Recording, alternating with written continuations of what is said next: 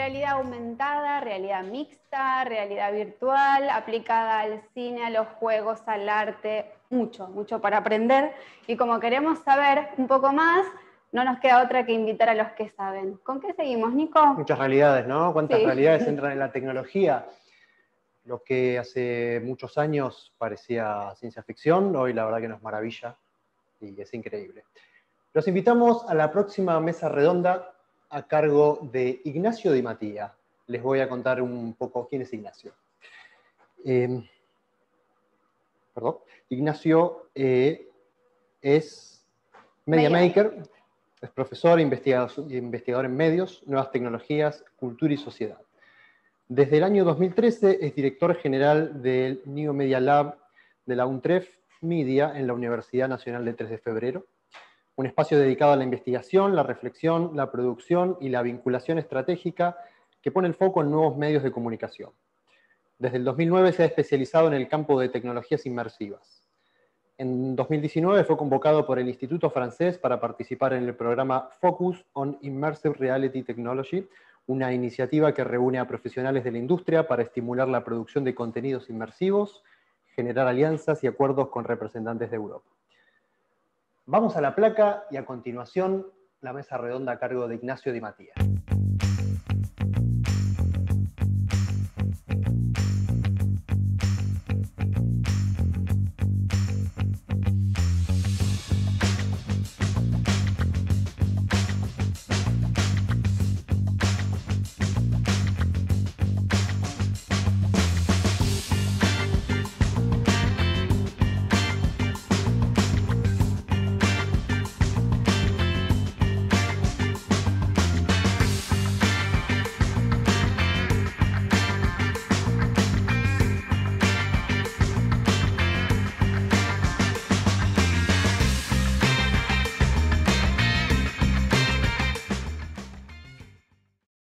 Excelente. Bueno, muchas gracias por la presentación y demás. Vamos a presentar a quienes nos acompañan hoy en la mesa de tecnologías inmersivas.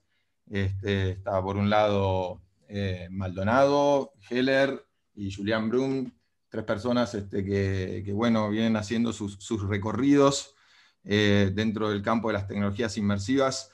Me gustaría como contar al principio un poco cuál es el objetivo que vamos a tener dentro de esta mesa. La idea es poder hacer un recorrido básicamente, cómo se producen a veces los contenidos, el desarrollo, la producción de contenidos VR, y cómo a veces llegas también como a sus campos de exhibición y también como de producción.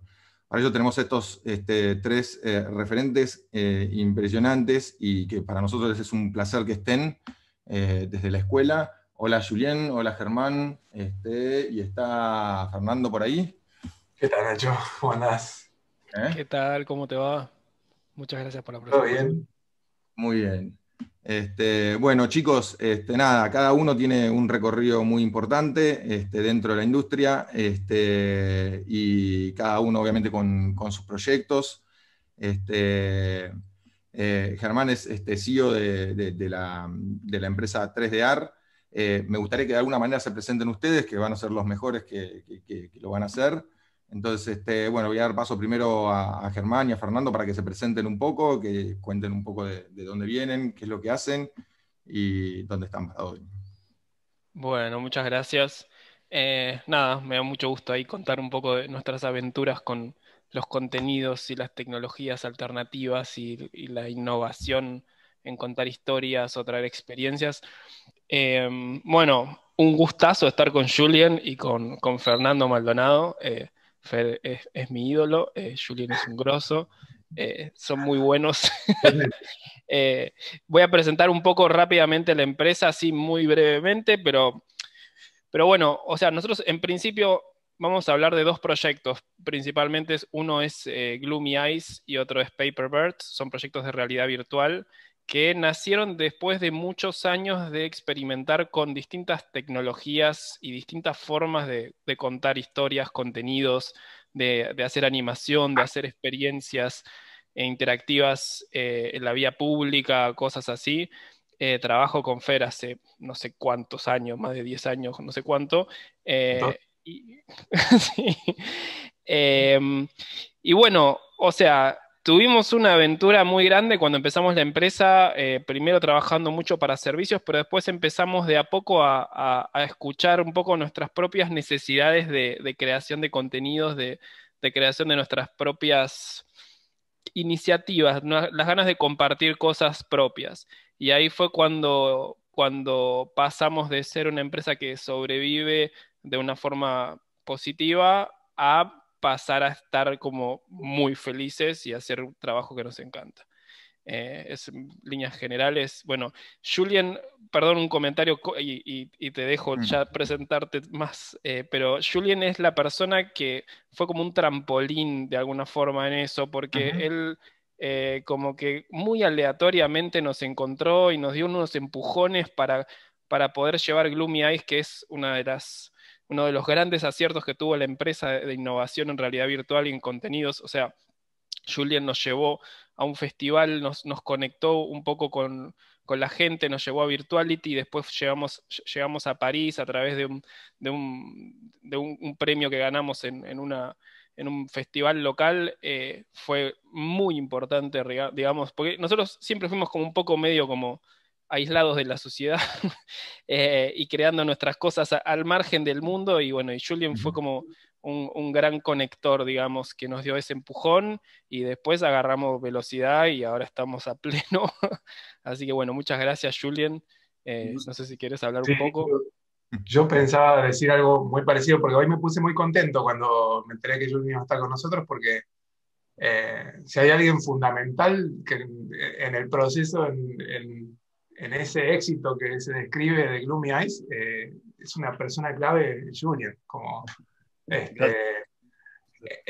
y la verdad que lo describiste muy bien, Fer. Como por mucho tiempo nosotros hemos ido, como ayer hablamos también, de que con mucha intuición, como creyendo mucho en ese conocimiento que, viste, como que no lo podés racionalizar ni decir exactamente de dónde viene, pero siempre con mucho impulso haciendo las cosas, como trabajando mucho y con mucha responsabilidad en la publicidad, y por otro lado, dándonos muchos respiros después de ser atormentados por clientes para dedicarnos cada tanto a hacer una cosa que nos movía solamente a nosotros y que no sabíamos mucho para qué era. Y en eso, en 3D hicimos algunos cortos y algunos que les fue muy bien, como Shave It y como Uncanny Valley, cortos que funcionaron muy bien en internet. Pero incluso con esos, y que resonó mucho en internet y resonó mucho en el trabajo después también, que seguimos haciendo, siempre como desde mucha intuición y de no entender demasiado este tipo de lugares donde por ahí se mueven cosas que uno no sabe, ¿no? Digo, tenemos una idea del Inca y de espacios como los festivales de Mar del Plata, y como que fuimos a esos festivales y nunca entendimos qué pasaba, como veíamos algún famoso y queríamos sacarnos alguna foto, pero no sabíamos bien qué pasa. Lo mismo nos pasó con Ventana Sur. Veías, sabés que se cocina algo, pero no entendés nada si no conoces a nadie. Y nosotros que hemos sido siempre medio ermitaños, no nos gustaba, también nos queríamos rajar pronto de esos lugares. Y de alguna manera creo que Julian fue el que nos dijo, no, esperen, que acá se charlan de algunas cosas, empiezan a suceder, es motor de algunas cosas. Y bueno, en un Ventana Sur, donde nosotros ganamos el premio Trends con Gloomy Eyes, tuvimos la suerte de que ese premio era ir a Virtuality París. Virtuality, que es un festival espectacular que se hace en las 3 ciudades más lindas del mundo. Buenos Aires, París y San Juan. Excelente. Así que, bueno, a partir de ahí es cierto que se abrió todo. Así que, bueno, quiero así saludar y presentar también a Julian. Gracias. Bien, Julian, si querés presentar un poquitito, bueno, de dónde venís, digo, qué es Virtuality específicamente, ¿no? Y como para enmarcar un poco también este reconocimiento. Claro. Bueno, gracias, primero, gracias chicos para sus palabras. La verdad me da alegría entender eso, escuchar eso, perdón. Bueno, gracias Nacho por la invitación. Yo soy Julien Brun y como lo entendieron, yo soy el director de Virtuality acá en Argentina. Hace 3 años que vivo acá y todavía mi español no está perfecto, pero espero que me entiendan todos. Y bueno, yo les voy a presentar un poco lo que es Virtuality, un poco más tarde creo en la charla. Y es una feria de tecnologías inmersivas, de realidad virtual, de realidad aumentada, que existe en París, en Buenos Aires y gracias a Fernando en San Juan también. Así que, así que después le cuento un poco lo que viene, porque por primera vez vamos a organizar una feria virtual, Virtuality virtual, del 2 al 4 de diciembre.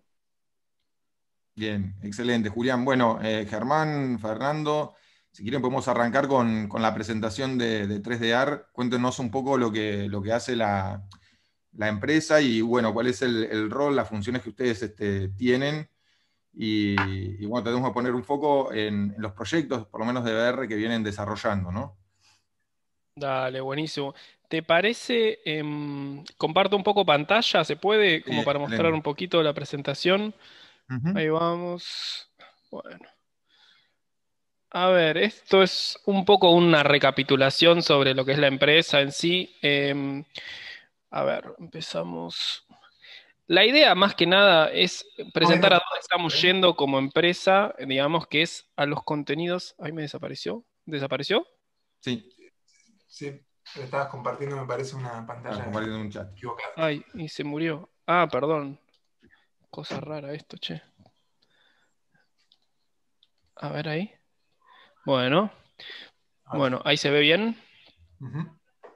Bueno, nosotros hacemos más que nada, o sea, contenidos propios. Es el objetivo de la empresa, es lo que estamos buscando hacer. Ujú. Y con los contenidos que hacemos nos posibilitan hacer más contenidos, nos posibilitan hacer un trabajo de servicios de muy alto nivel, que es algo que nos gusta mucho también. Pero en el fondo es todo una especie de sinergia entre un mundo eh, que nos pide, digamos, a veces, no sé, trabajar en creatividad para cuestiones como hacer comerciales o hacer otras propuestas externas, pero llegó un momento en donde fue como muy necesario empezar a expresarnos más en nuestra esencia. Este fue el primer proyecto que de alguna manera trajo esa intención, que es un corto que dirigió Fernando junto con Jorge. Eh, Básicamente es un delirio de un mono que enloquece y que no sé si Fer puede contar un poquito más en específico sobre eso, pero bueno, comentate algo sobre el corto este que hicimos en 2012.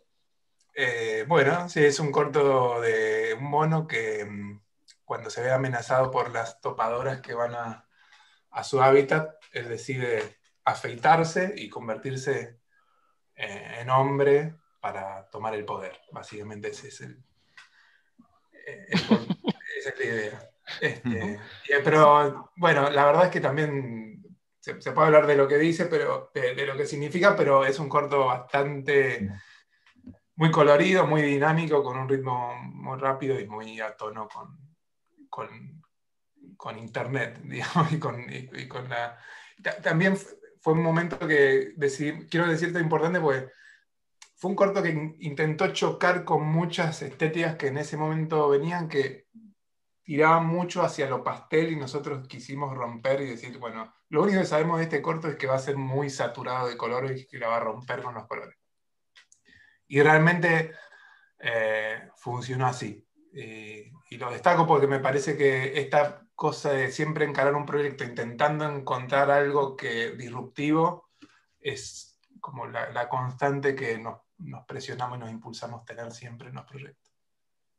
Bueno, sí, o sea, lo que fue un corto en donde explotó esa rebeldía, digamos, esas ganas de contar nuestras propias cosas.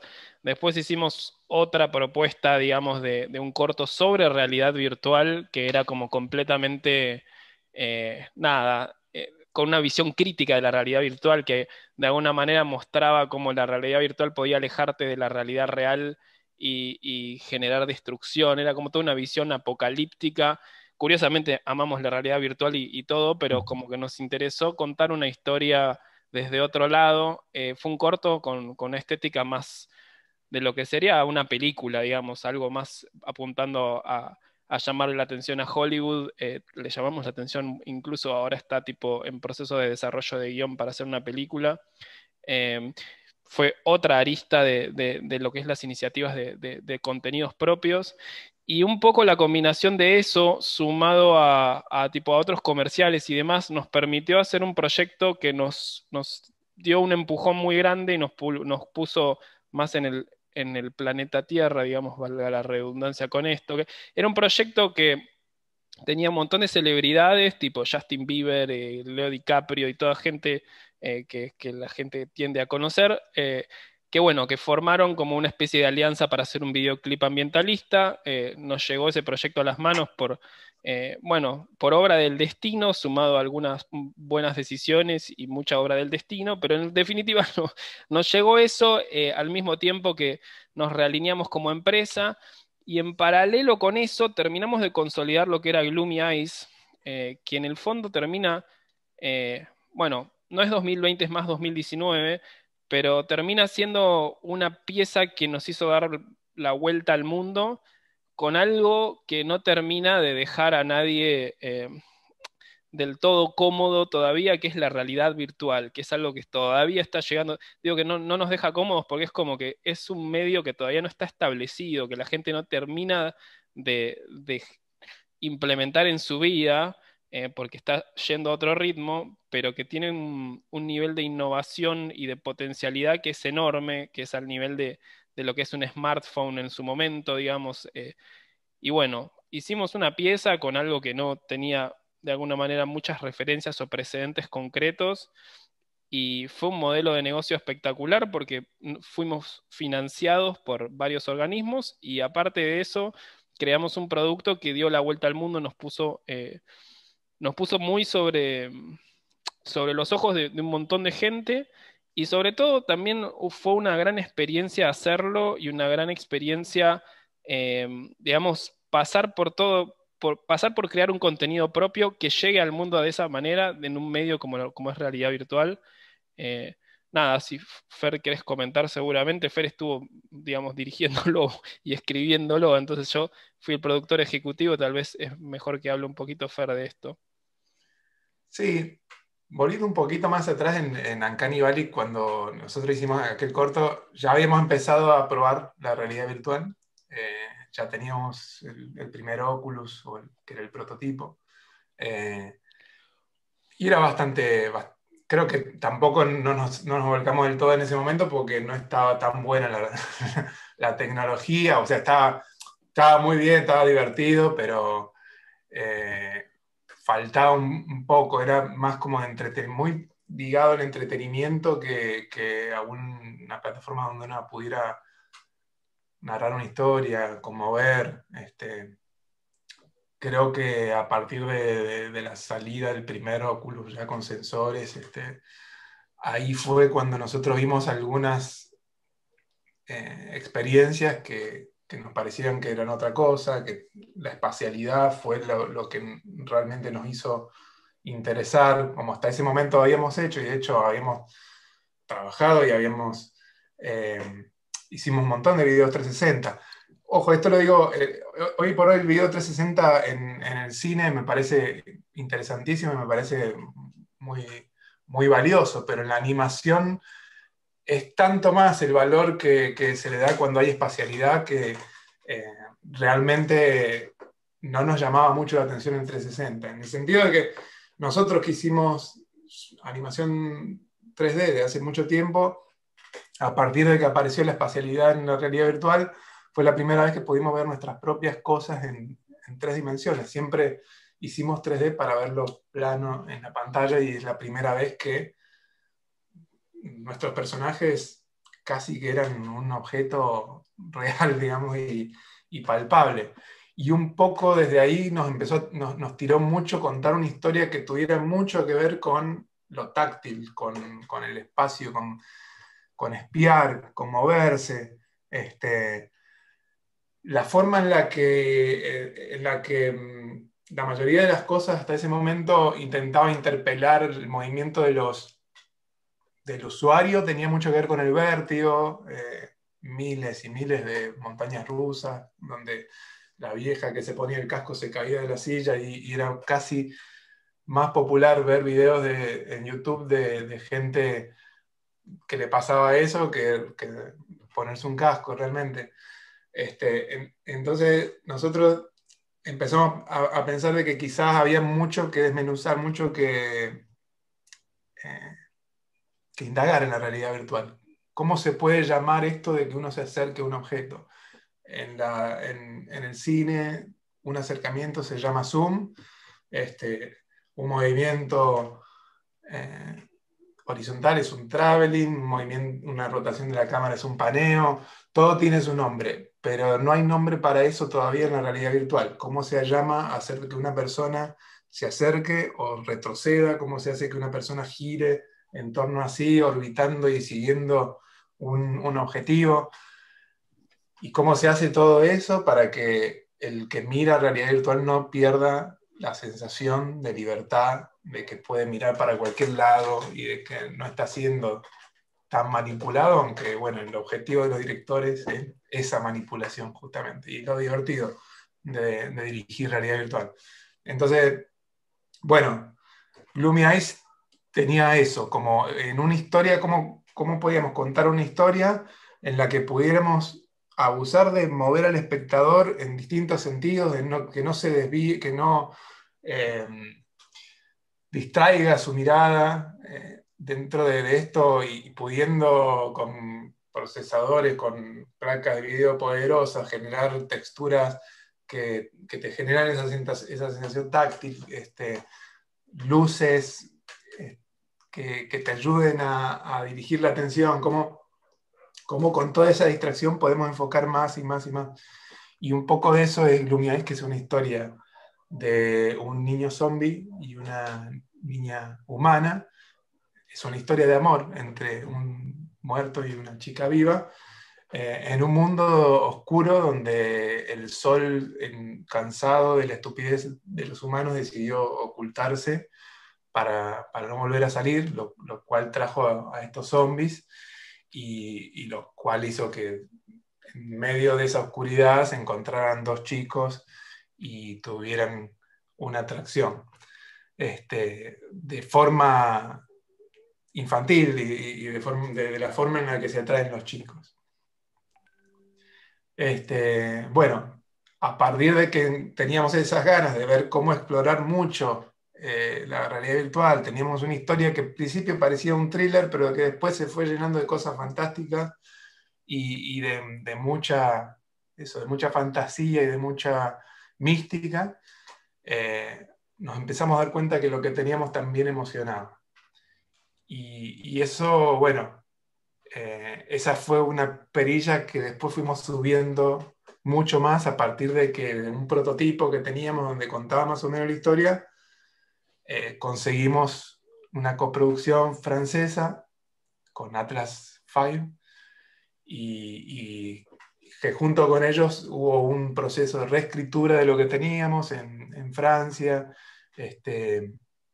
y bueno, de ahí disparó el que pudiéramos enfocar mucho más en la parte emocional, la parte, digamos, técnico, la parte...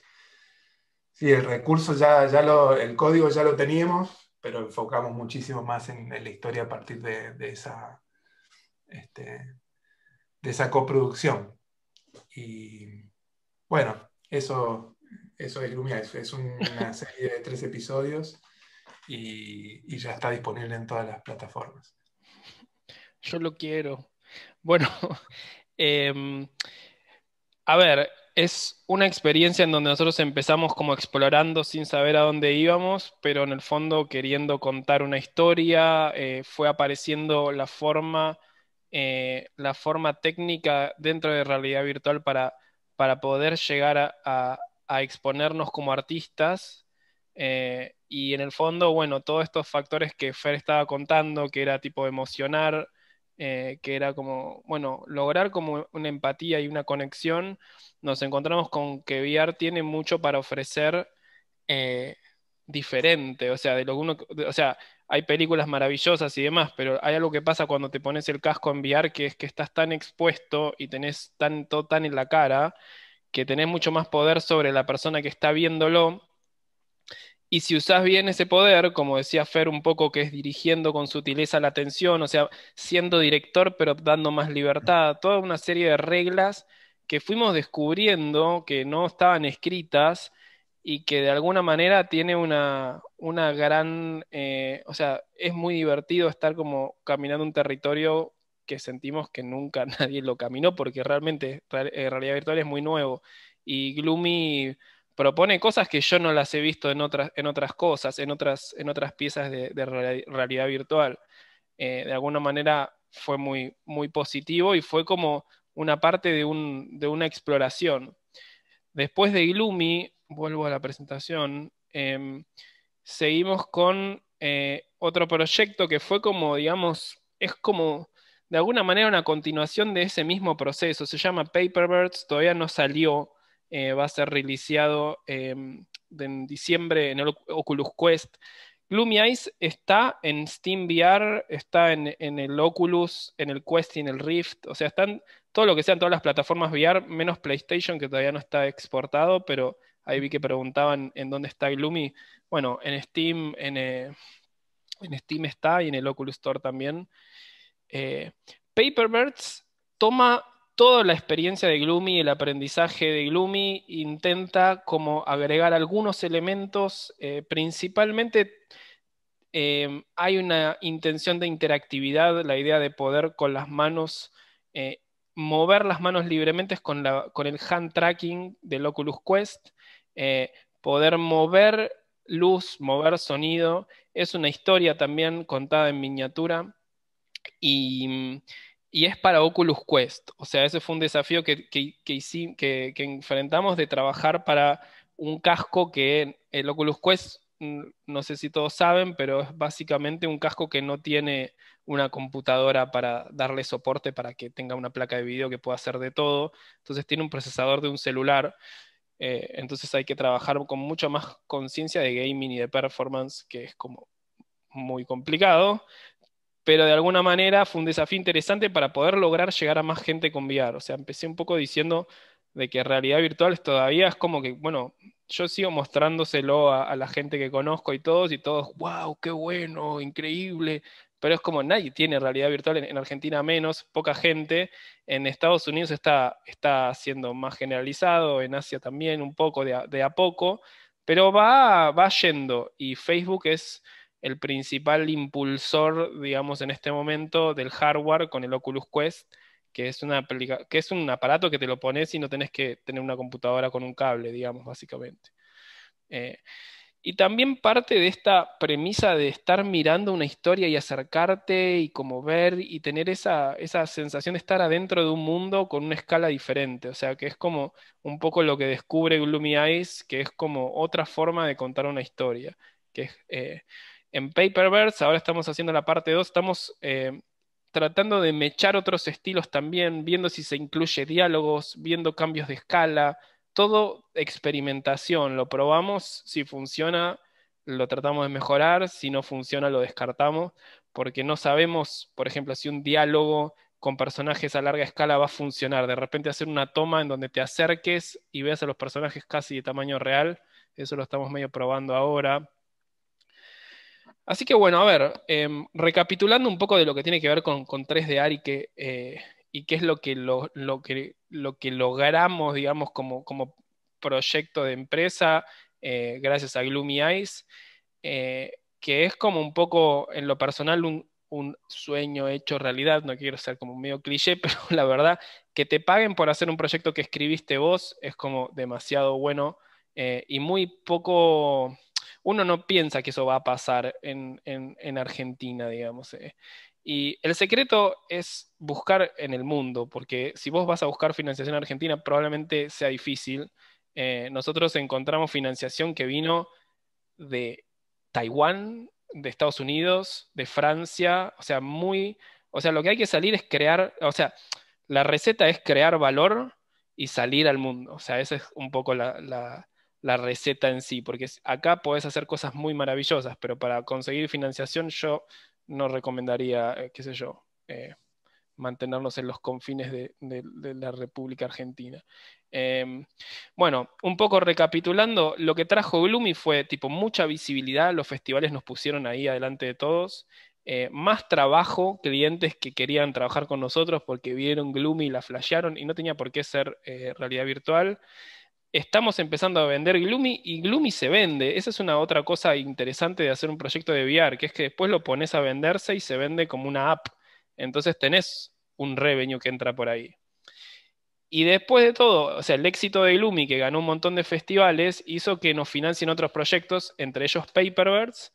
Y bueno, Happiness es como que estamos muy felices porque nada, entre hacer un comercial de Mr. Músculo, con todo respeto, digamos, pero es mucho más divertido hacer una historia de un niño zombie y una niña, o sea, un delirio, o hacer el corto del mono, que nosotros financiamos nuestras otras piezas con los márgenes que nos quedaban de los comerciales, era muy cuesta arriba, de repente en Gloomy nos pagaron específicamente para hacer Gloomy, eso fue un cambio enorme, entonces, bueno, la financiación. Ok, yo tengo un montón de cosas para hablar acá sobre financiación de Gloomy y cosas así, pero me interesaría saber si hay porque es una charla larga esta, pero si hay alguna directiva de qué sería lo más interesante para contar, digamos, desde dónde encarar la conversación. No sé si Nacho tal vez tiene alguna sugerencia o algo Exactamente. así. Bien, gracias Germán.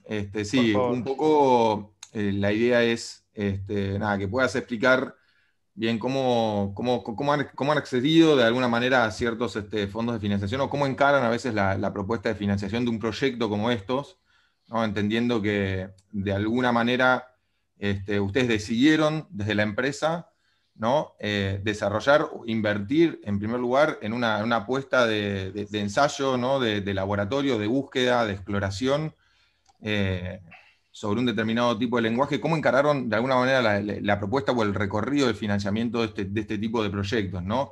Si es que pudieron de alguna manera sistematizar o optimizar procesos, si diseñaron algún tipo de estrategia en particular. Está clarísimo. Entiendo que muchas veces cuando uno decide invertir en nuevos campos y demás, arma como una estructura o decide darle un tiempo también a esa exploración, pero bueno, proyecta, genera expectativas y bueno, estaría bueno que por ahí puedas contar un poco de eso. No, está bueno y tal vez sorprenda un poco la respuesta. O sea, nosotros, digamos, hace 3 años, digamos, la financiación, vos me hablás de financiación y era tipo, ¿financiar qué? O sea, era como imposible, era muy, muy lejano a la realidad. De alguna manera, bueno, la presentación que tengo como que tiene un par de cuestiones al respecto. Nuestra estrategia con cómo conseguir financiación fue una estrategia sumamente indirecta. Esto es como la gente que nos financió el proyecto de Gloomy Paper, pero fue muy indirecta en el sentido en que nosotros no fuimos atrás del dinero inicialmente. O sea, nosotros lo que hicimos primero fue crear valor, o sea, crear un producto que diga, esto está buenísimo. Tipo, de alguna manera pensábamos que, bueno, acá puse value attracts value, quality attracts financing. Esto, bueno, es como una especie de expresión de deseo, ¿no? Si haces algo bueno va a venir alguien y te va a dar plata. Eso puede suceder o no, pero nosotros insistimos tanto a lo largo de muchos años y creo que lo que teníamos tenía realmente valor. Julian reconoció ese valor, otra gente también reconoció ese valor y ahí empezaron a ponernos un poco más en el radar porque era realmente, nosotros tenemos una oficina en San Isidro, en la Loma del Toronjo, es hermoso San Isidro, digo, pero es como muy lejos y era como tipo una casa ahí, muy alejado, los clientes estaban muy lejos y un Lo que poco tú, nuestro modelo era muy aislado. Sí, decí, Julián, ¿querés? lo que tú decías cuando fueron invitados a Virtuality Paris, Sí. el concepto que tenían, que es Gloomy Eyes, fue la estrella de la feria. Todas las productoras de Francia que estaban acá así en fila para hacer la prueba de Gloomy Eyes porque el proyecto estaba genial. Así que, así que es un poco lo que decís, la primera Claro. etapa, tener un buen producto y es mucho más fácil después. Exacto, es como que a medida que íbamos haciendo trabajo para clientes, que siempre el trabajo para cliente tiene un componente de frustración, un componente de dificultad, eh, pero también tiene un componente de entrenamiento, un componente de fortalecimiento, de crecimiento. O sea, quien desprecia el trabajo para cliente, qué sé yo recomendaría que empiece a tratar de como relativizar eso, porque puede que esté faltando un espacio para el trabajo inspiracional, pero rechazar el trabajo a cliente es rechazar una potente oportunidad de hacer tus propios trabajos más adelante o ahora mismo, porque nosotros hicimos el corto del mono con el margen que nos quedaba de los proyectos, o sea, fue un esfuerzo, fue tipo plata que se salió del capital de la empresa, de nuestros bolsillos y lo que sea, pero que decidimos siempre alimentar una parte del cerebro que es la que trabaja porque le gusta, que le trabaja porque hace lo que quiere, que está jugando, o sea, nunca descuidar esa parte. Entonces, yo diría que si hay un secreto es como que nunca dejar de jugar en ese sentido y nunca dejar de financiar la parte de tu cerebro que necesita jugar, aunque sea financiar la voz y no poniendo 10.000, 100.000 dólares, o sea, tipo, dedicando una parte de tu tiempo, porque el tiempo es más que dinero, o sea, el tiempo que vos le pones a tu propio proyecto no solo te genera un proyecto que puede conseguir financiación, también te genera mejorar, también te genera hacer algo que te convierte a vos en un artista más valioso y más valioso en el sentido de valioso monetariamente, digamos, no en el sentido de que el arte tenga valor o no, o sea, en la medida que nosotros hicimos 800 comerciales, o sea, después cuando hacíamos nuestro propio corto, un montón de cosas ya las sabíamos, desde producir, organizar los recursos, el dinero, los roles, o sea, inmadureces que pasaban al principio que dejaron de pasar cuando pasaron 700 veces y nos cansamos. Entonces, Perdón, o sea, eh, sí, digo.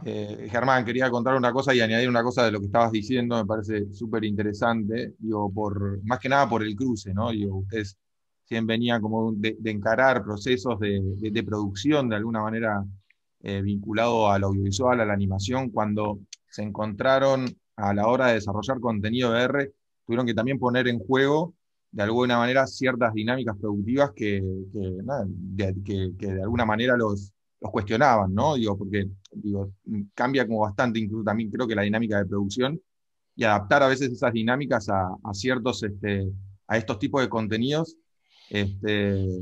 nada, abre como nuevos campos también de saber y de aprendizaje, ¿no? Sí, sí, completamente. Ahora, hay algo que tiene que ver con una versatilidad general y con un crecimiento de los artistas y los profesionales, que es que vos después a una persona que fue trabajando mucho tiempo para cliente y mucho tiempo conectado con su inspiración, se vuelve un artista maduro, digamos, y Exacto. el mérito mayor de la empresa fue poder cuidar eso lo suficiente como para que llegue a dar frutos, digamos. O sea, Exacto. mi rol muchas veces como productor ejecutivo fue crear como si fuese la cáscara del huevo para que pueda crecer lo que hay adentro y después eso nutre a todos, es como que estamos todos adentro de una especie de burbuja creativa que nos enseña a todos y vamos aprendiendo. No sé, seguro Fer tenés mucho para decir porque es como... Una cosa que pensaba es que creo que, digamos, si sos un animador que trabajas mucho en publicidad, la lógica de eso nos lleva hacia el arte. Digamos. No es que la dinámica de hacer muchas publicidades te permite generar algo con valor artístico. No necesariamente, digamos, no lo veo tanto suceder, pero sí tenés como inquietudes artísticas. Quizás el trabajo de este tipo, de trabajar mucho con clientes, te da muchas cosas muy valiosas. Un sentido de lo que funciona o no funciona, en el sentido del impacto hacia el espectador, hacia el que mira. Mucha disciplina, por ejemplo, y eso me parece que es muy bueno y que tiene que ver con que nosotros decidimos que es muy valioso jugar, pero cuando jugás tenés que jugar en serio. Como si Muy vas a hacer bueno. un corto, tenés que hacerlo y saber cuándo lo vas a terminar y cuánto te va a costar, y si no llegás, tenés que encontrar la forma de llegar. Y todo eso nosotros es un ejercicio que ya teníamos, y que fue un ejercicio financiado, digamos, a partir de hacer ese trabajo para el cliente. Entonces, de ahí me parece que es muy valiosa esa experiencia. Y lo otro que también es muy valioso es que es una mirada hacia los proyectos. Cuando fuimos a Virtuality, que como dijo Julian, fue genial hacer el cariño que sentimos, pero además el interés fue como los latinos ahí, como que te sentís ahí, como que no vas a, como que solamente vas a ir a mirar, de repente gente haciendo cola para ver, no sé, gente haciendo 4 horas de cola para ver una experiencia que en ese momento tenía 8 minutos más o menos. Y que vos le decíamos, pero mirá que tenés 4 horas más o menos, sí, bueno, no hay problema. Pero para los que, volviendo a lo que estaba diciendo, lo que sí pasaba que al momento de hablar con alguien que le interesaba el proyecto, como fue con Atlas 5, nosotros ya sabíamos qué proyecto teníamos. O sea, ya sabíamos para qué habíamos hecho ese prototipo, se trataba de una serie de tantos episodios, y valía tanto, y se hace con tanta gente. Todas esas son preguntas que está buenísimo, que es muy importante tenerlas respondidas al momento que vos tenés esas oportunidades, ¿viste? Y no esto de que, bueno, esto no sabemos, puede ser un corto, puede ser una película, puede ser una publicidad, ¿viste? Sí, Como... que nace de eso que Ujú. decís para mí, de lo que es jugar en serio. Porque es como que yo creo que muchas veces la gente no juega en serio porque no confía en su potencial lo suficiente, o lo hacen pero no terminan de jugársela, y es como que no importa qué tan bueno seas, digamos, pero jugar en serio te va haciendo mejor. O sea, es como que hace poco vi los comerciales que hacíamos, no sé, en 2010, ponele, una cosa así. Y me fijé y fue como, chabón, yo me acuerdo de haber aprobado esto y haber pensado que estaba buenísimo.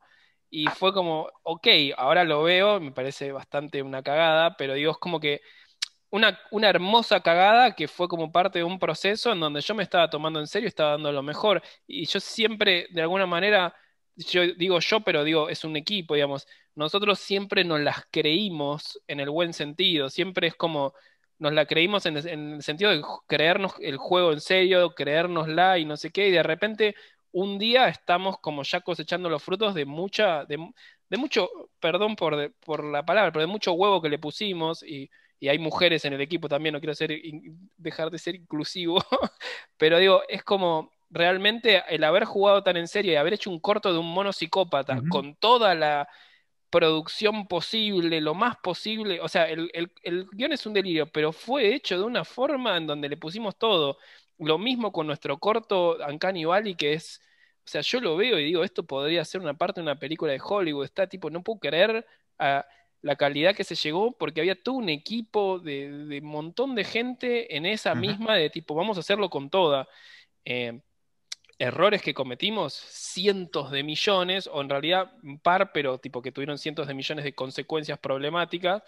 Eh, y nada, una cosa que me gustaría hablar, si te parece también, Ignacio, Dale, sí. tiene que ver con cuáles son los errores que cometimos. Digamos, porque creo que los aciertos es principalmente no dejar de jugar, ponerle todo, ser muy perfeccionistas y tomarlo muy en serio, pero cometimos errores que nos demoraron. Cometimos Bien. errores que nos hicieron dar más vueltas al pedo, y que si yo volviese el tiempo atrás, me diría así con sabiduría, digamos, seguro de nuevo después va a haber más errores que esté cometiendo ahora, que también cuando vuelva el tiempo en el futuro me diría, pero eh, yendo a lo concreto, hay algo que tiene que ver con el foco, y el foco de jugar en serio, es el foco en el proyecto. 3D Art tiene algo que es como un gran proteccionismo con la gente, pero que trabaja de cuidar mucho, de mucha amistad, una cosa familiar, una cosa así linda si querés, pero que eso trajo muchas distorsiones en donde se perdía a veces de vista la necesidad del proyecto por cuidar una suerte de buena onda, o sea, como si fuese que como que tratábamos de mantener algo a veces forzándolo. Un buen clima o una buena imagen o una buena autoimagen de empresa, cuando en realidad hay gente que tendría que haber sido de alguna manera sacada de la empresa, despedida, y el no haber hecho eso por sentir culpa o sentir como enrosque con eso, por tratar de cuidarlos, lo que hizo fue demorar el crecimiento de esa gente que necesitaba salir y demorar nuestro crecimiento como empresa. Y esa, a mi parecer, decisión equivocada nacía de no estar siendo objetivos con cuál era la necesidad del proyecto como empresa o como proyecto, pero que yo lo veía y que otra gente también lo veía, pero que decía, bueno, no sé, no sé. Como de alguna manera la moraleja es confiar en la necesidad del proyecto, ser defensores de lo que necesita la empresa, porque la empresa, no la empresa como una empresa así business, sino como una especie de criatura mutante que va creciendo y que vos estás al servicio de eso. Entonces, si es un proyecto, entonces vos lo mirás y decís, bueno, ¿yo qué necesito para esto? Necesito un compositor que la rompa, necesito... entonces, ese foco en el proyecto nos trajo, la falta de foco en los proyectos muchas veces nos trajo muchas discusiones, muchos enrosques, mucha discusión filosófica, si querés, cuando en realidad era más simple y en realidad era como mirarlo bien de frente, con una sonrisa, a veces tomar una decisión un poco más dolorosa, a veces no, pero que bueno, en lo personal yo siento que eso fue como un gran aprendizaje a ser como un poco más desapegado y dejar las cosas fluir en ese sentido. No, pero pienso que... Diga. Ibas a decir algo, Fernando, sí. Esto de trabajar en... Sí, que el laburo de los contenidos también... el trabajo de los contenidos me parece que es mucho más dinámico que la lógica. La lógica del trabajo de publicidad y qué sé yo, por ahí tiene más que ver con un concepto más de fábrica de animaciones, ¿no? Como que lo que básicamente tratás de formar un equipo que pueda sacar cualquier cosa, ¿no? Pero cuando lo principal pasa por el contenido, por la idea, por un proceso un poco más intelectual, tiene más lógica que sea mucho más dinámico encontrar quién es la persona correcta para tal o cual rol, y la versatilidad no tiene un valor como mucho más directo, decir, bueno, voy a buscar este ilustrador que es el que le va a dar la estética que necesita este proyecto, y este animador tiene tales cuales actitudes que me fortalecen estos personajes. Tiene esa lógica los contenidos. Y en lo otro, bueno, quizás lo que hay que hacer es aprender a hacer un poquito de todo como para sacar rápido, ¿viste? Bien, yo quería decir perdón, quería agregar algunas cosas y también involucrarlo a Julien en un punto. Digo, ambos, creo que Julien y yo pudimos ver en su momento Gloomy Eyes y demás. Hay algo muy interesante, me parece, que sucede. Digo, rescato lo del foco muchísimo, lo que decís, Germán, es necesario a veces tener un foco y en ese recorte suceden recortes, ¿no? Digo, cuando uno, de todo tipo de recorte, ¿no? Digo, dejar gente, dejar amiguismo, y demás, con tal de ir por delante por un foco y por un contenido. Hay algo que me pareció muy interesante al ver el contenido, por lo menos de Gloomy, cuando vi que lo que se expresa es un sentimiento, y eso trasciende lo tecnológico en un punto, el VR. Logra como emocionar, logra conectarte con una historia, logra conectarte con un ambiente, con un entorno. Y lo que pasa, viendo también muchos de los proyectos, o sea, que sucedían vinculantes a este campo, es que termina a veces ganando la herramienta, ¿no? Digo, o forzándose la herramienta más que el contenido en sí mismo. Ustedes han logrado por ahí, digo, y eso realmente es notable, lo que lograron, digo, por lo menos con Gloomy, digo, trascender como esa herramienta, y encontraron como ciertos gestos, por lo menos del lenguaje, de lo que implica el lenguaje del VR, ¿no? En su decisión, y uno logra conectarse con la historia más allá de si está con un casco o no. No sé a vos, Julián, ¿qué te pasó también cuando pudiste ver los proyectos? Y quiero correrme un poco porque también, ¿no? Digo, vos promovés un evento vinculado al campo de las tecnologías inmersivas, te conectás con contenidos, te conectás con empresas y demás, seleccionás, y bueno, hay un mundo que explorar, ¿no? Sí. Bueno, sí, sí, Virtuality es una feria de realidad virtual, realidad aumentada, que nació en París hace 5 años y que organizamos acá en Buenos Aires desde 2018 y en la provincia de San Juan también. El año que viene nos vamos a desarrollar en otros lugares, en otras provincias de Argentina, como Tierra del Fuego, Salta, y también en otros países. Tenemos proyectos para 2021. Si podemos hacer eventos físicos, vamos a tener ediciones en Colombia, en Medellín, en Paraguay y en Uruguay. Y el Virtuality es una feria multisectores. Significa que vamos a tener expositores en videojuegos, en cine, pero también en la industria, en la salud, en la educación, en el turismo. Todos los sectores que utilizan o que quieren implementar realidad virtual están en el Virtuality. Este año no pudimos hacer eventos físicos, así que por primera vez vamos a hacer un Virtuality virtual. Se llama Virtuality Experience y va a ser del 2 al 4 de diciembre. Es una plataforma que va a reunir a todos los Virtuality, Virtuality de París, Virtuality de Buenos Aires, de San Juan. Vamos a tener una presencia de Tierra del Fuego, de Medellín. Y esperamos 150 expositores, speakers, y se puede acceder con el PC, con un Mac o con un casco de realidad virtual con Oculus Quest. Así que, así que les voy a dejar en el chat el link de Virtuality, así pueden chusmear un poco. Y se pueden registrar para visitar la feria. Es gratis, la entrada es gratis. Y lo que quiero decir es que hacemos una convocatoria con la alianza, con el Instituto Francés, la Embajada de Francia y con Ventana Sur. Virtuality es partner de Ventana Sur. Somos el portal VR del festival este año.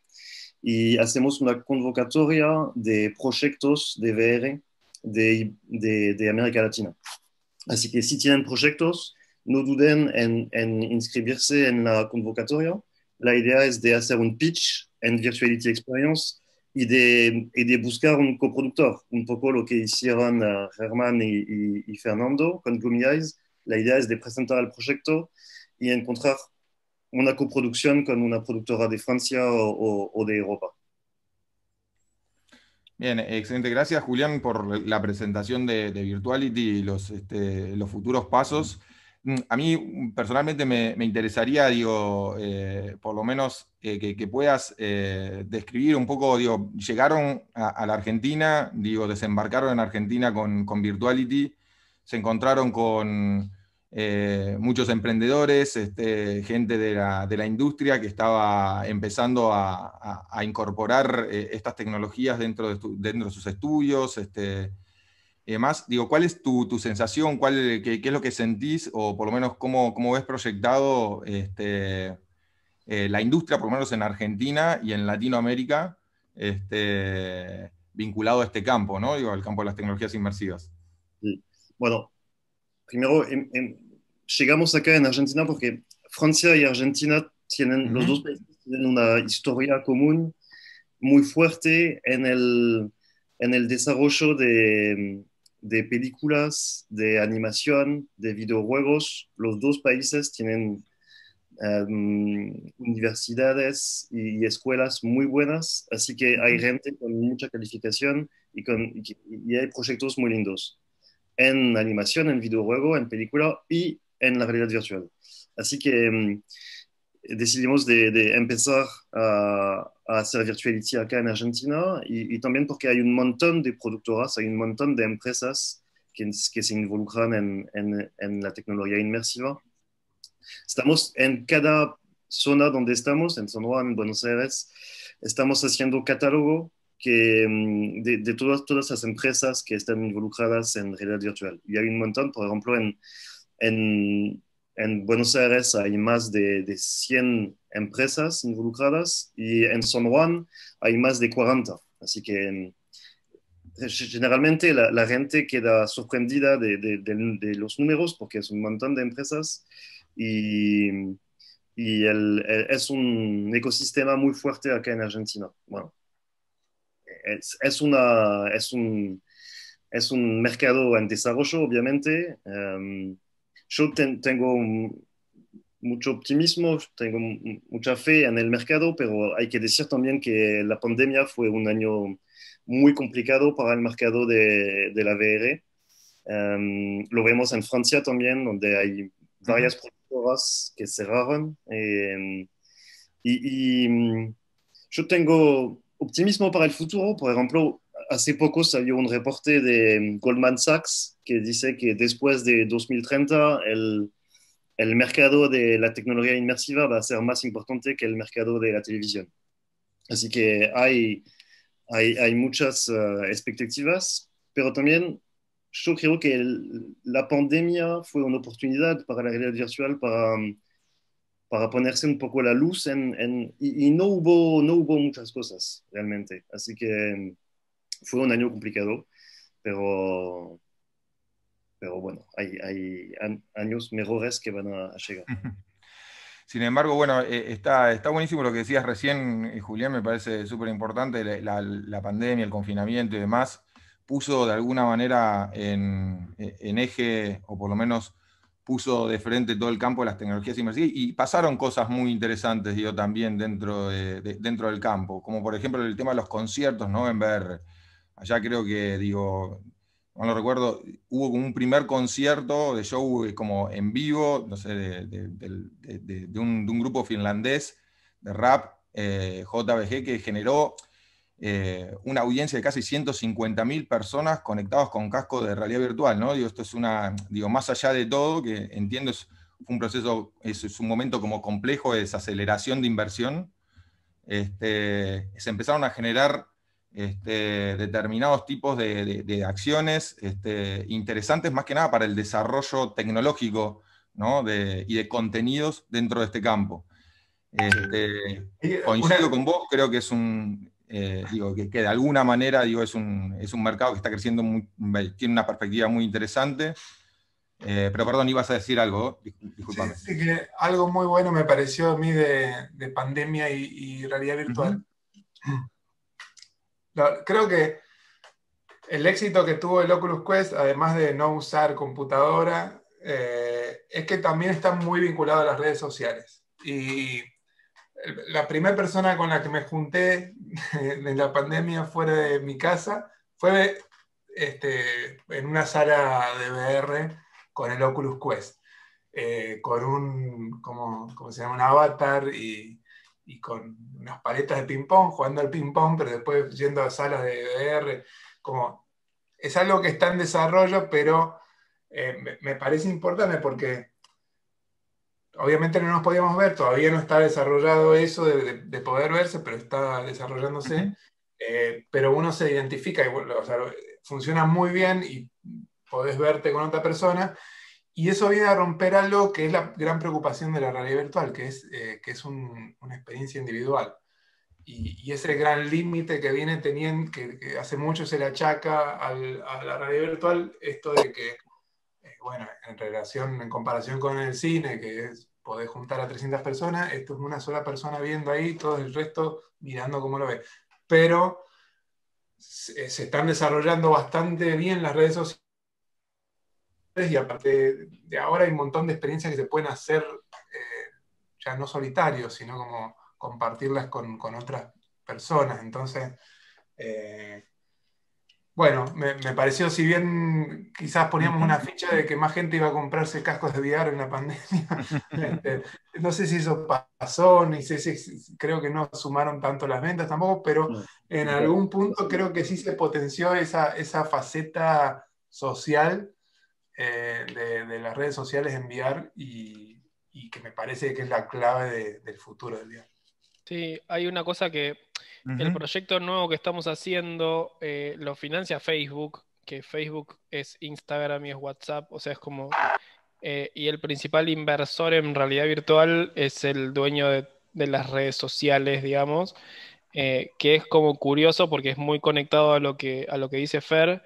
Y de alguna manera lo que se viene viendo es que están desarrollando cascos que tienen cámaras adentro que te filman la parte de los ojos para hacerte una reconstrucción facial y el día de mañana tener un avatar en tiempo real. La idea es de realidad virtual, es como realmente poder entrar a otro lugar, digamos, y que no sea una cosa desconectada del mundo, sino que sea como que puedas como entrar y no entrar solo. Y eso yo no lo veo tan lejos, o sea, sinceramente no lo veo tan lejos, está como básicamente lo que tiene que ver con recrear dinámicamente los gestos humanos, están haciendo muchas cosas en donde ya en las películas a los actores los hacen en 3D y no te das cuenta. Eh, Ahora, de eso, más algo que tenga como captura de gestos, bueno, está todo lo que es filtros de Instagram, que ya está tipo el face recognition está al palo.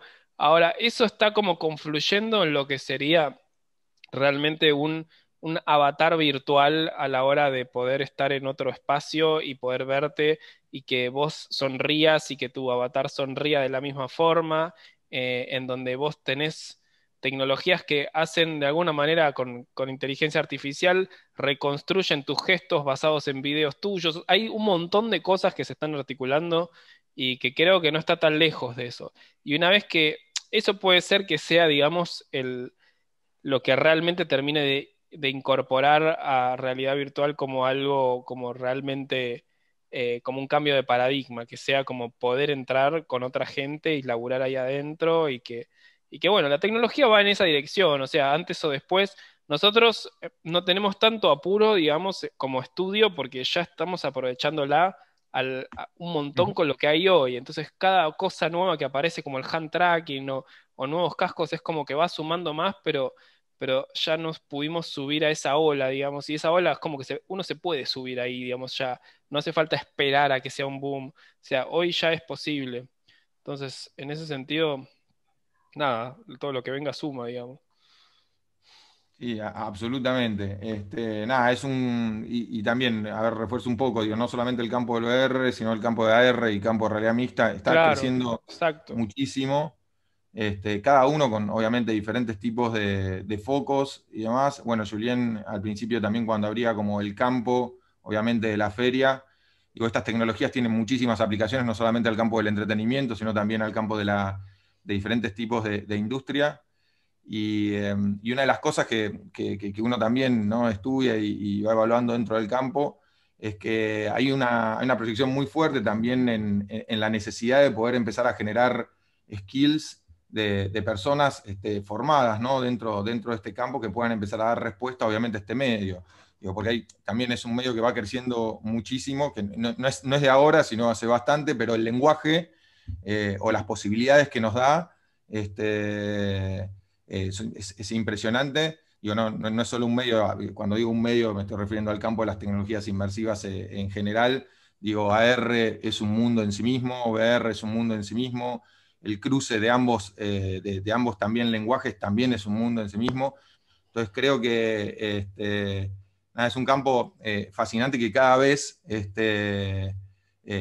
más, o sea, vamos viendo, vamos descubriendo, nos vamos enterando también del potencial que tiene, ¿no? No sé cómo lo ven ustedes, digo, también. Digo, ¿qué les ha pasado también en términos, a mí una de las cosas que me gustaría por ahí reflexionar y demás es qué pasa por ahí con los skills de trabajo, ¿no? Digo, porque de repente hay una industria que empieza como a demandar también gente especializada en estos campos y cuesta, es difícil encontrar gente formada. Digo, por ahí vienen de diferentes tipos Sí. de ramos, pero sí. Mira, tal vez puedo como contar un poquito de las particularidades de crear algo ahí adentro de un casco y no adentro de una ventana que es una pantalla. Ujú. Eh, Puedo poner un pedacito de esta presentación que, o sea, hay algo que tiene que ver con que realidad virtual es meterte en un espacio 3D, digamos, y como tal, hay cosas que vos las sentís ahí adentro y que vos no podés previsualizar en una hoja de papel o en una pantalla, porque no es la misma sensación, no es lo mismo tener algo que te Ujú. envuelve, algo que estás mirando en un lugar. Nosotros trabajamos mucho con, bueno, esto es un poco bizarreando Ujú. en realidad virtual, pero trabajamos mucho con Tiltbrush, que es un programa de Ujú. Google que básicamente es para pintar en el espacio 3D y ahí vos sentís el volumen de las cosas, o sea, es como que adentro del espacio 3D. Y tener gente que conozca, digamos, esa forma de diseñar con volumetría desde adentro del espacio, nosotros no salimos a buscar nadie así porque no existe eso. Lo que hubo era artistas muy versátiles y talentosos que empezaron a jugar con esta herramienta y empezaron de alguna manera a expandirse, digamos. Pero en el futuro va a haber diseñadores de layout en realidad virtual, gente que sepa ya dentro de las herramientas de realidad virtual empezar a a proyectar contando con el volumen, contando con la inmersividad. Y esto que nosotros vemos acá como una escena, digamos, lo que se ve después adentro del casco tiene otra sensación tan distinta, eh, es muy diferente. Una cosita, Ángel. Sí, Hace un par de semanas di una clase sobre esto acá en Image Campus. En Image, sí, está en Image. Eh, este, y tiene que ver con, o sea, la animación siempre es un proceso donde hay que, como director y como productor, tenés que pensar muy para adelante y tratar de achicar la cantidad de errores. Y eso hace que el storyboard y el animatic en animación son fundamentales. Y en esto es más todavía, porque equivocarte en una animación es complicado, cuesta mucha plata, digamos, pifiarla, hacer una animación de más. Y para el colmo, en realidad virtual, uno no anima solamente la expresión que se ve en el frame, sino que tenés que estar animando el personaje todo el tiempo, completamente, y además los personajes que están compartiendo la escena también están animados. Entonces, poder adelantarte es fundamental. Y ya desde antes, desde lo que veníamos haciendo en 360, nos venía pasando que hacer un animatic, un storyboard tradicional en papel, en el plano, había un salto muy grande. Entonces, en Gloomy Eyes hicimos como, bueno, una etapa de concept de storyboard en el plano y después con Jorge Tereso, de hacíamos ese trabajo de Tilbrush, después hablamos de nuevo con la artista, con la directora de arte y corregíamos un poco de eso. Bueno, habíamos conseguido nosotros una cierta habilidad en el manejo del Tilbrush y además era fundamental para codirectores poder estar ahí adentro como moviendo cosas, ¿no? A mí me parece que un poco más acá, un poco más allá, no solamente es estético, también ahí mismo podés plantear el recorrido de los personajes y incluso el recorrido de toda la experiencia, como poner todos los escenarios, todas las situaciones posibles y sentir cómo va a ser la sensación física de mirar toda tu experiencia, que eso es muy importante también. Si tenés un cuadrado para donde estás como disfrutando de tu historia, tenés que recorrerlo, ¿viste? Si lo vas a mirar desde una esquina de ese espacio que generaste, sentís que estuviste todo el tiempo tenso. Entonces, sí. bueno, todas esas cosas. Y creo que un salto muy bueno que está dando Paperverse es que los directores de arte ya están planteando ahí, entonces como se achican los procesos y está buenísimo eso, porque eso va a derivar definitivamente en alguien, en un ilustrador que ya conoce cómo funciona eso. Y creo que un poco también lo que pasaba es que antes el ilustrador era 2D y los 3D éramos 3D. Entonces, la sensación de dibujar en el espacio es una sensación más 3D que 2D, pero en realidad es dibujo. Entonces, ese avance creo que está siendo muy genial en Paperverse. Es que, sí, un poco hablando también de cara, porque me interesa comentar sobre qué es lo particular de realidad virtual, pero si yo veo lo que termina impactando en que lo que hacemos en VR sea bueno, no es tan propietario o específico de realidad virtual, sino de cómo encaramos los procesos creativos y visuales en general. A mí, o sea, Paperverse, lo que más me enorgullece de Paper, que quería compartirlo rápidamente, es el documento de arte que tenemos, que justamente Fer hablaba de la dirección de arte, de cómo se encaró. Nuestro documento de arte, o sea, tiene 231 páginas que constantemente se está alimentando, en donde vamos todo el tiempo nutriéndolo de imágenes, haciendo diseños de personajes que no están pensando tanto en VR, sino están pensando más en comunicar lo que el personaje tiene que comunicar desde el punto de vista de la historia, y siempre tratando de nutrir de belleza el proyecto por donde sea, con referencias, con estética, con diseño. El documento de arte de Paperverse es como si fuese una especie de, no sé, de tsunami de oxígeno, que todo el tiempo estamos viendo belleza, todo el tiempo estamos dibujando, poniendo referencias, creando de alguna manera lo que después se va a destilar en decisiones que después van a ser, tipo, si pasás por un filtro de cómo se hace enviar o una pipeline enviar, pero en el fondo creo que esta exigencia a nivel de arte en sí es lo que después termina haciendo que la pipeline madure, que la pipeline VR se descubra del todo, que es que, bueno, nada, o sea, hay mucha, digamos, la vara muy alta y todo el tiempo mucha energía puesta en pos de la belleza, en pos de exponerse de una forma exitosa, digamos, o sea, que los personajes terminen de comunicar lo que tienen que comunicar.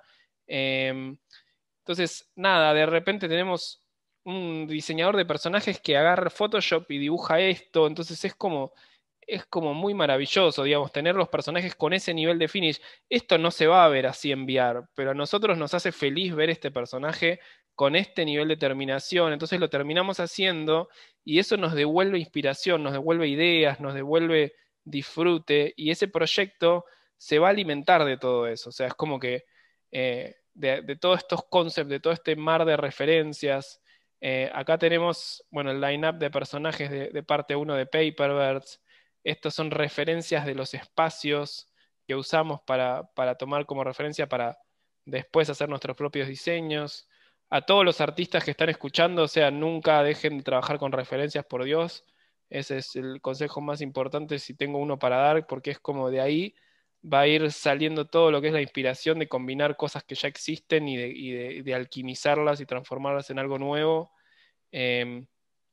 Bueno, nada, o sea, el documento de arte tiene todo, o sea, el diseño de las ventanas, ideas, discusiones, y eso después, claro, VR tiene su propio nicho, pero este es un documento que es un slides, ¿entendés? Entonces sería parecido para una pieza que no sea VR.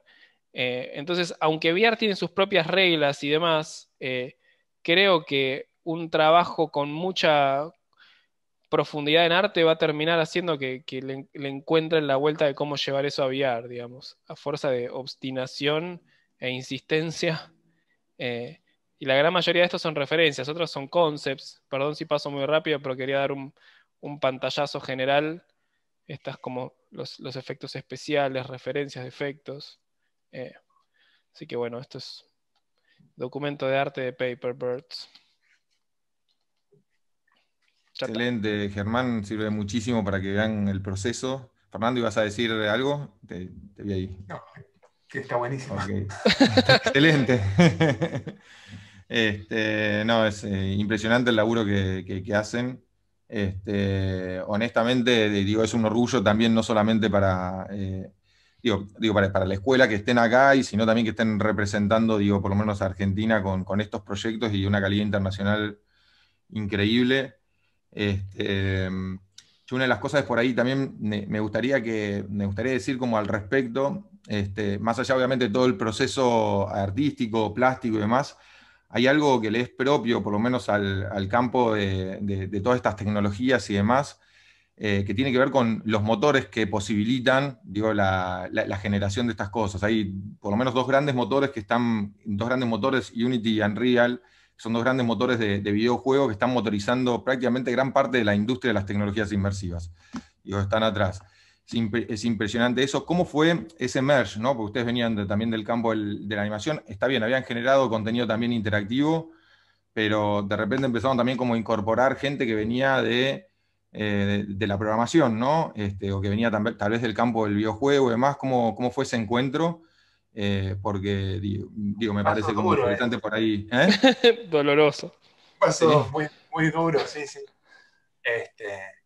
Porque al final de la pipeline, donde solía haber un editor, un postproductor, en el sentido del que hace postproducción, lo que hay es un developer ahora.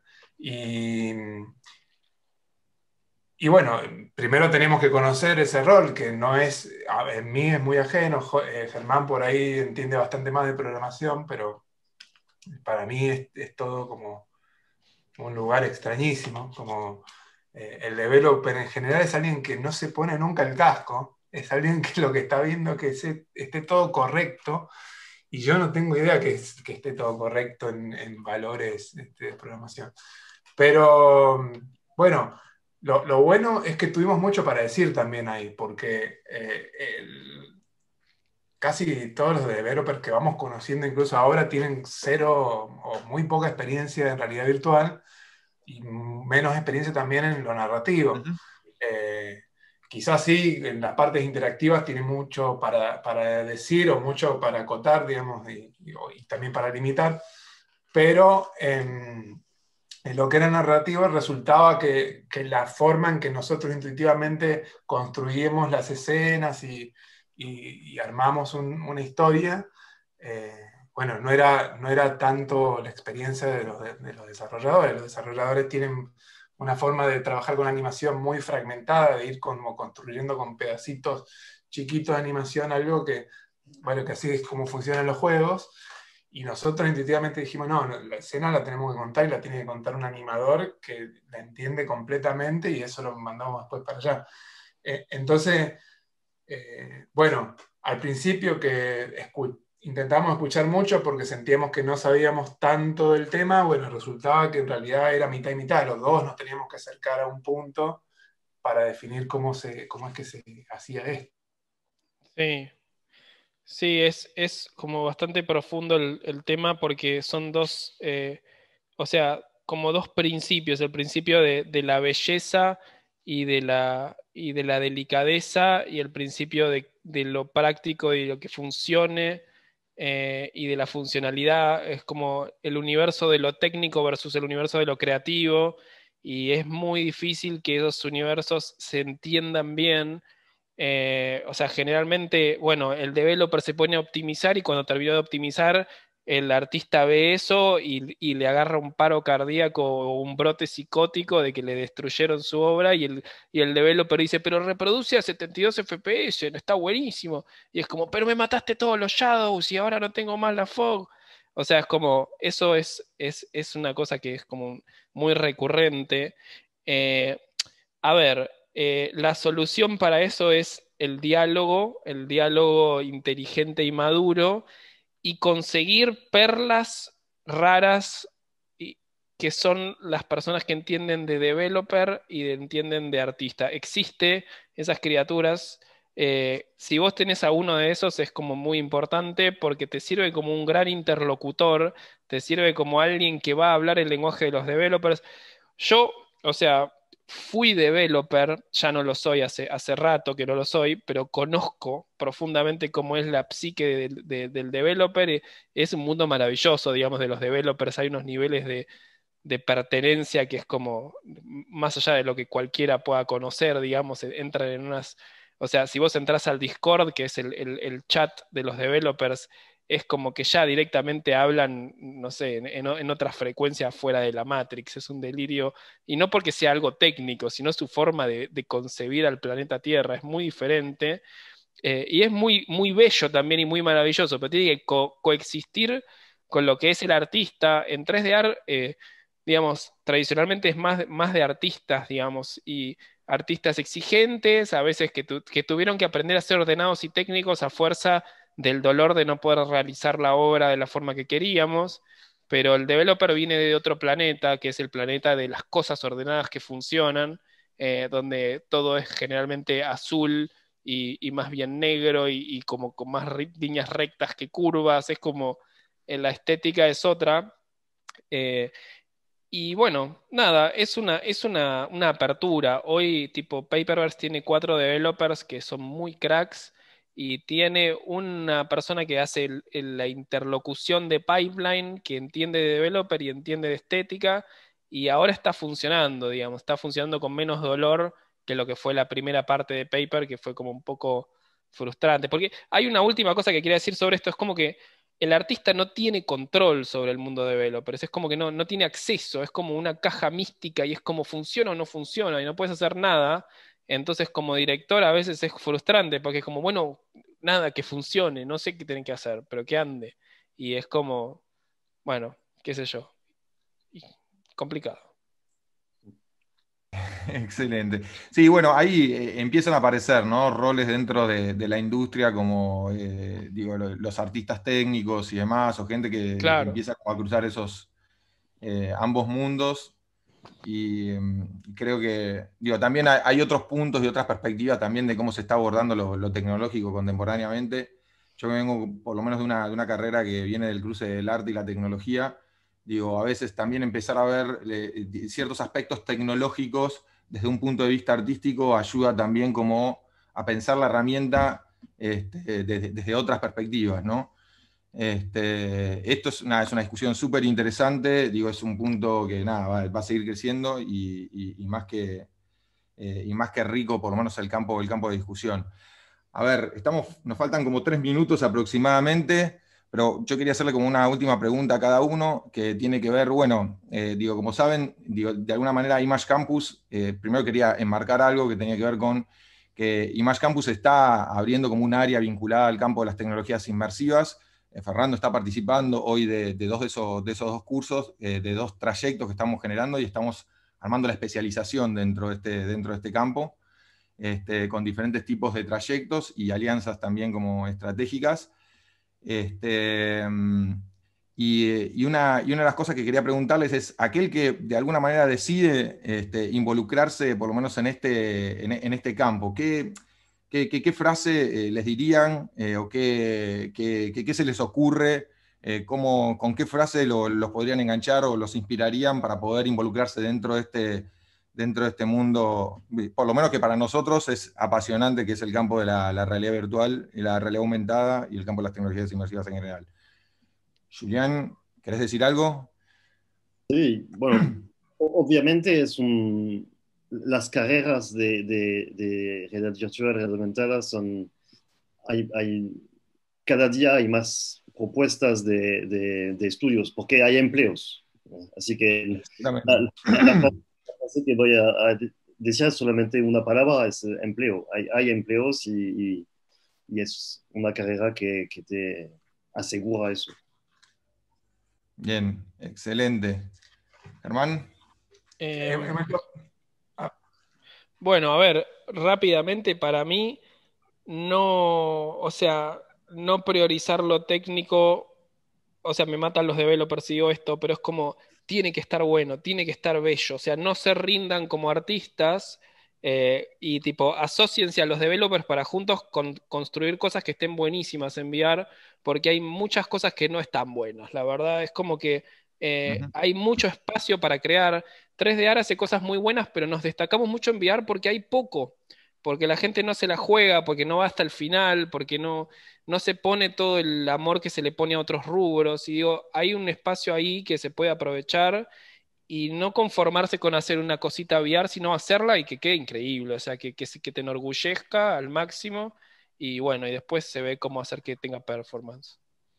En Fer.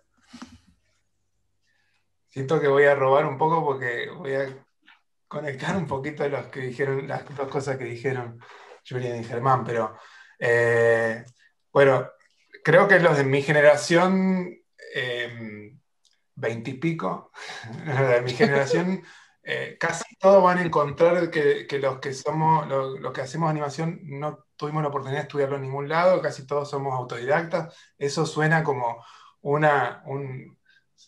como si uno lo dijera con orgullo, pero la verdad es que fue frustrante, fue difícil, nos tomó mucho más tiempo de lo que toma hoy aprender muchas cosas.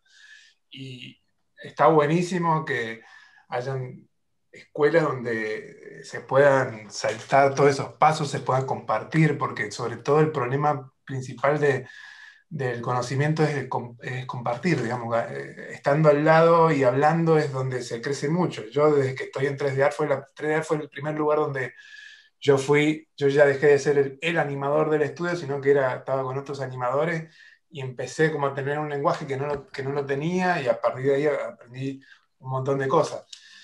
Yo estudié artes plásticas. Cuando estudié artes plásticas sentía que por ahí mi único futuro era ser docente, no sé. Al poco tiempo empezó a hacer esto de poder hacer animación en tu casa y poder dedicarte a esto. Y tiene mucho que ver con eso que dice Julián, como empezó a ser valioso ser artista, empezó a ser valioso ser dibujante. Antes un artista, un dibujante pintaba cuadros solamente, y eso además que los cuadros ahora tienen otro valor porque el compartir de los medios es muy grande, pero también un ilustrador que trabaja en animación como director de arte, está lleno de roles artísticos que no existían cuando yo arranqué.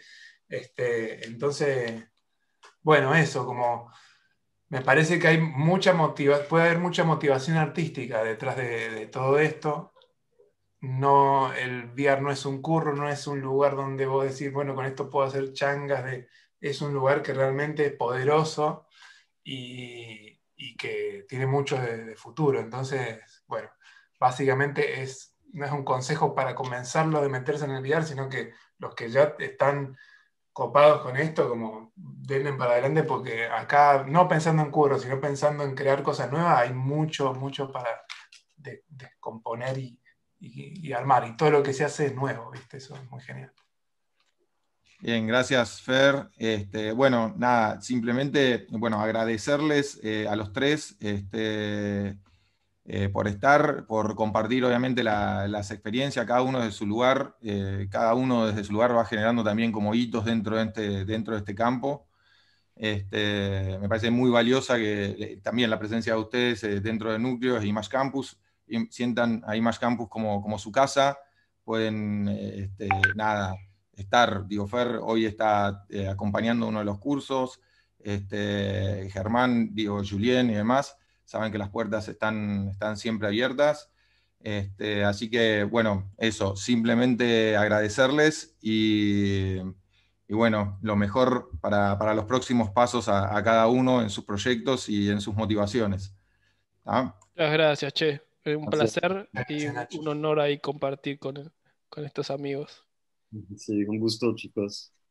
Bueno, excelente. Gracias. Bueno, vamos al estudio. Bueno, muchísimas gracias a los cuatro por su valioso tiempo. Ahora sí, llegamos al final. No nos vamos a...